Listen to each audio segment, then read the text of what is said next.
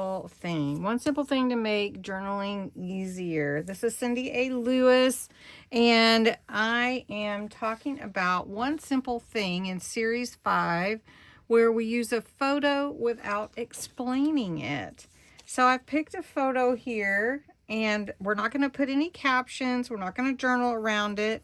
We are going to glue it onto this backing. I did ink it in blue, ocean blue.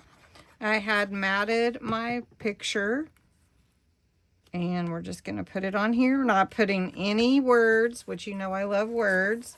Got some dried flowers. Got my journal here. I'm going to pull that off for a moment. And if you remember this picture where we did the hidden, we're going to add this to this page over here in the top right. And we're going to put a few flowers around it and not put anything else, because the picture is meaningful to me.